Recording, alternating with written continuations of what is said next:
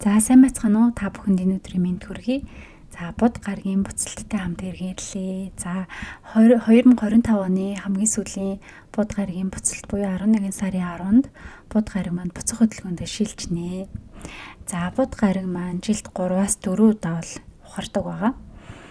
За энэ нь бол яг ухрах биш, одоо дэлхийгээс одоо бидний одоо нүдэнд ингээд ухарч байгаа юм шиг бол харагддаг юм хуурмаг үзэгдэл гэж хэлж болно. За ерөнхийдөө хөдөлгөөн нь ингээд дэлхийгээс харахад удаашраад буцаж байгаа юм шиг бол харагддаг. Гэхдээ яг энэ үнэндээ гаригуд бол буцаж ухардаггүй, зүгээр тэгж харагддаг гэсэн утгатай юм аа. За бод гараг маань жилд 3-аас 4 удаа ухралт хийхдээ за нэг ухрахтаа 21 хоног орчим бол үргэлжилдэг. За энэ нь ямар ордод байгаагаас шалтгаалаад биднэрт одоо тухайн ордны энергиэр нөлөөлдөг байх нэ. Заримдаа бидний одоо гар утаас цахилгаан хэрэгслэх гацаах, хүмүүс хоорондоо буруу ойлголцоох, эсвэл одоо таны хуучин найз залуу аль эсвэл юм танилуд холбоо барих гэх мэт зүйлс бол тохиолддог.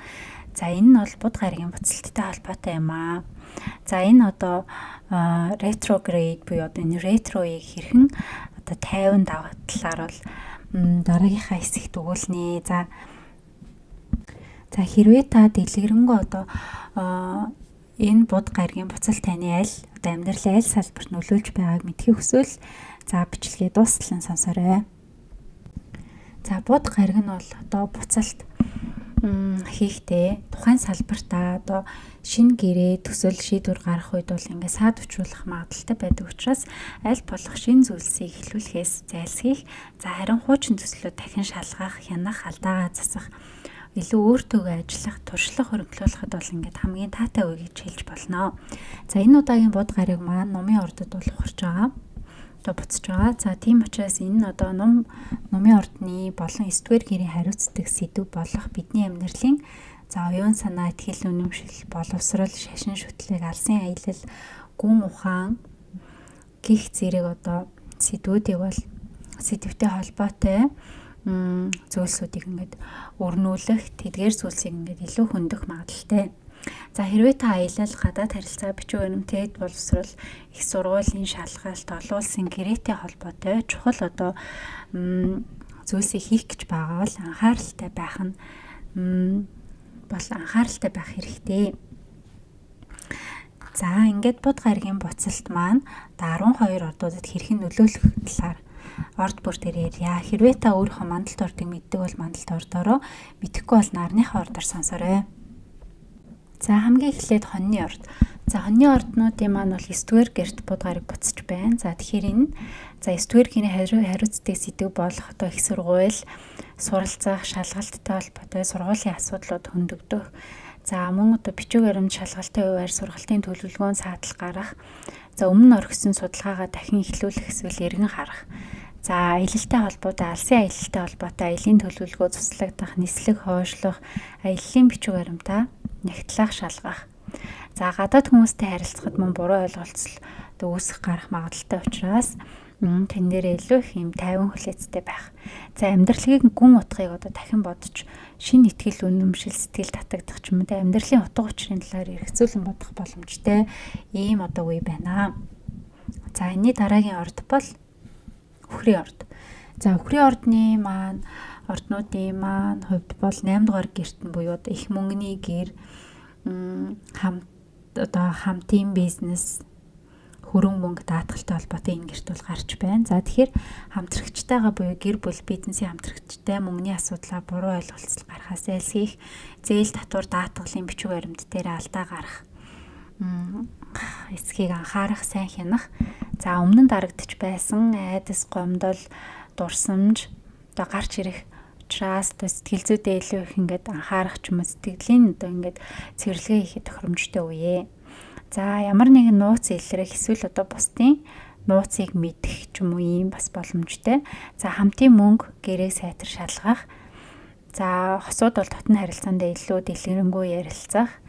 За дотоод айцаа хүлээн зөвшөөрч гомдлоо тавьж явуулахад хамгийн таатай үе байна.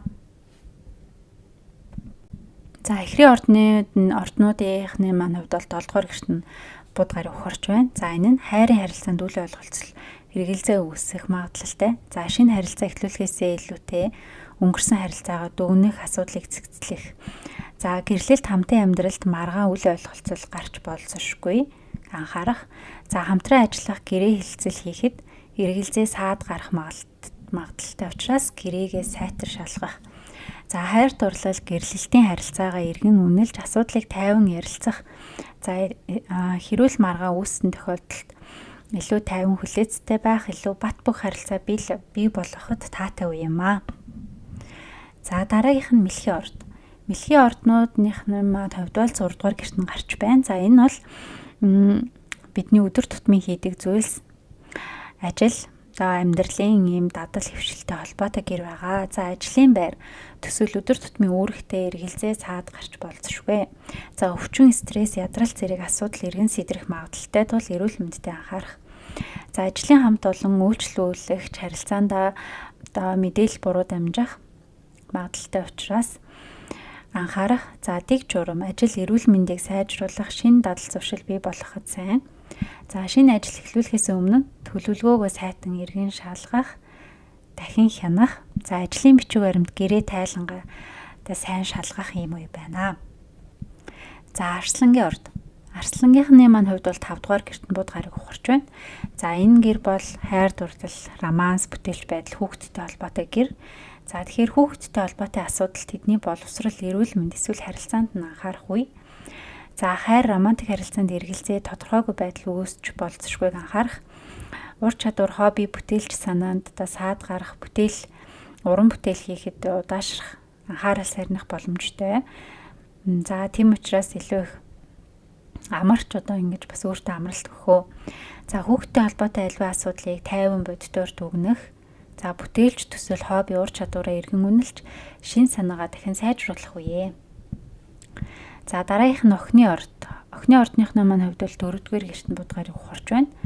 За энэ нь орон гэрээ, гэрийн засвар, нүүх, байрны бичиг баримт, гэрээний асуудал дээр анхааралтай байх. За сэтгэл санаа илүү дотгошоогоо чиглэж уян зөүлийн эмзэг байдал нэмэгдэх боломжтой. За гэрийн цахилгаан хэрэгсэл эвдрэх, утас, компьютер, Wi-Fi гацах магадлалтай тул төвчээртэй хандхаа. За орон сууц, түрээс газрын гэрээ, үйл хөдлөх хөрөнгөтэй холбоотой гарын үсэг шийдвэрийг бод гарыг буцаж дуусны дараа гаргах. За гэрийн энергийг цэвэрлэж шинэ эерэг орон зайг үүсгэх. За гэрээ цэвэрлж байхдаа бас чухал зүйлсээ хаях гээгдүүлэхээс бас шалгаарай. За дараагийнх нь жинлүүрийн орд. Жинлүүрийн ордныхны маань хувьд бол 3 дугаар гэртэн бод гарыг ухарч байна. За тэгэхээр бод гариг маань 3 дугаар гэрт хуучин найз, ах トゥ танилуудтай дахин холбогдох магадлалтай. За мессеж, имэйл, бичиг баримт гэрээгээ шалгах. За тээвэр, богино зай аялалд саатал гарах магадлалтай. За машины эвдрэл, замын бөглөрөл, аяллаа хуваар алдагдах гэх мэт зүйлд анхаарах. За богино аялал төлөвлөгөөгөө нэгтэлж гаргах. За хуучин мэдлэгээ сэргээх, дахин давтахад бол сайхан үе. За ах トゥ ойрын найз нөхдөд эвлэрэх, харилцаагаа сэргээх боломжтой үе. За оюун санаагаа зэгцэлж мэдээллийн хит ачааллаа бууруулах хэрэгтэй. За хилэнцгийн ордныхны маань 2 дугаар гэртэн бод гарыг ухарч байна. За энэ бол орлого, мөнгө санхүүтэй холбоотой үнд цэнийн гэр байгаа. За орлого хойшлох, төлбөр алдагдах, банкны алдаа гарах магадлалтай. Санхүүгийн баримт, бичиг, тооцоогоо дахин шалгах. Хуучин зээл, өөр төлбөр дахин сөхөгдөх боломжтой үе. За цалин, гэрээ, санхүүгийн нөхцөлд ойлгомжгүй зүйл гарах магадлалтай тул нэгтлэх. За хуучин орлогын их усрээс мөнгө орж ирэх. За өмнө нь хийж байсан ажил төслөөс дахин орлого орж ирэх боломжтой.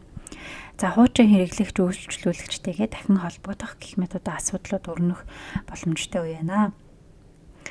За нумын ордныхны маань бол 1-р гэрт бод гараг ухарч байна. За энэ нь өөрийгөө илэрхийлэхэд ямар нэгэн хүндрэл үүсэх, хэлсэн зүйл буруу дамжих, эсвэл хүмүүс таныг буруу ойлгох байдал үүсэх боломжтой. За хуучин харилцаатай байсан хүн дахин холбоо барих. За өөрийн зорилго төлөвлөгөөгөө дахин хянах үе. Төр зур төвлөрөл буурах, шийдвэр гаргахад эргэлзээ төрөх магадлалтай учраас илүү анхаарал болгоомжтой байх. За мөн гадаад төрөх имижээ өөрчлөх хүсэл төрөх магадлалтай. Гэхдээ бод гараг ухарч дууссаны дараа үсээ будах ч юм уу стил имиж өөрчлөх том өөрчлөлт хийхэд бол таатай. За дараагийнх нь Хумхын ордных маань хувьд бол 11-р гэрт нь бод гарыг ухарч байна. За энэ нь бол найз нөхдөөгөө одоо харилцахтаа үл ойлголцол үүсэх, мэдээлэл хоцрох, эргэлзээ үүсэх магадaltaй. За ирээдүйн төлөвлөгөө зорилгод эргэлзээ гарч тодорхойгүй байдал үүсэх боломжтой. За бүлгийн ажил, нийгмийн сүлжээнд гацалт үүсэх, ойлголцохгүй байх, мэдээлэл буруу дамжих магадaltaй учраас анхаарах. За найз нөхөд хамтрагчдынхаа үгийг анхааралтай сонсож мэдээллийг шалгах. За бүлэг одоо хамтын нийгмийн групп нэгдлийн одоо үйл ажиллагаанд оролцдог бол бодлоготой, анхааралтай байх хэрэгтэй. За материйн ордных маань бол 12 дугаар гэрт бод гарыг ухарч байна. За энэ нь өнгөрсөн үйл явдал, талт бодол, сэтгэл зүйн асуудлыг дахин эргэн харах. За өмнөхөөсөө илүү ганцаардал мэдрэгдэх боломжтой үе. За тэгэхээр бие даасан байдлаа эргэн үнэлэх, ганцаараа одоо байж сурах. За мөн дотоод амар тайванд анхаарах үе. Өмнө нь мэддэггүй байсан даалт, нууц асуудал гарч ирж магадгүй. За мөн одоо хууль, эмнэлэг, санхүүгийн даалт асуудлууд нууц холбоо дахин сэтрэх боломжтой үе. За ганцаардлыг ашиглан энэ үед өөрийгөө хөгжүүлэх, дотоод эрч хүчээс сэргээхэд таатай үе юм аа. За хамгийн сүүлийнх нь загсны орд. За загсны ордныхны маань хувьд бол 10 дугаар гэрт бод гарыг буцаж байна. За тэгэхээр ажлын гэрт буюу төслүүд тойршлох, шийдвэр гаргахгүй байх, мэдээлэл төөрөлдөх. За дээрээс ирэх тушаал зөвлөгөөнд тодорхой бус байдал үүсэх. Шинэ ажил эхлэхээс илүү өмнөх ажлаа сайжруулах тохиромжтой үе. За дараа удирдлагатайгаа үйл ойлголцол гарах магадaltaй тул анхаарах. За онлайн, сошиал орчинд хэлсэн үг, бичлэг, контентоо шалгах хэрэгтэй. За мөн хэлж, бичиж байгаа зүйлдээ илүү нэгт хандах, ажилдаа илүү хариуцлагатай байх юм үе байна. За тэгэхээр энэ удаагийн бод гаригийн буцалт маань 11 сарын 10-наас 11 сарын 30-ны хүртэл үргэлжилж байгаа. За бод гариг ухарсан үед бол нийтлэг одоо энерги бол харилцаа бодлоонтох, электрон төхөөрөмж эвдрэх, за замын төвчрэл, аялал саатах, харилцаанд одоо буруу ойлголцол үүсэх гэх мэт нийтлэг ингээд иймэрхүү энергиуд бол ажиглагддаг. За хамгийн сүүлд бол бод гариг маань 7 сарын 18-наас 8 сарын 11 хүртэл ухарсан. За энэ үед бас таны амьдралд ямар зүйлс тохиолдсон бэ? Комментоор бас сэтгэлээ үлдээгээрэй. За энэ удаагийнхаа дугаараар бод гаригийн буцалтын талаар ярьлаа. За танд жоохон ч гэсэн хэрэгтэй мэдээлэл өгсөн гэдэгт найдаж байна. Анхаарал тавьсан та бүхэнд маш их баярлалаа.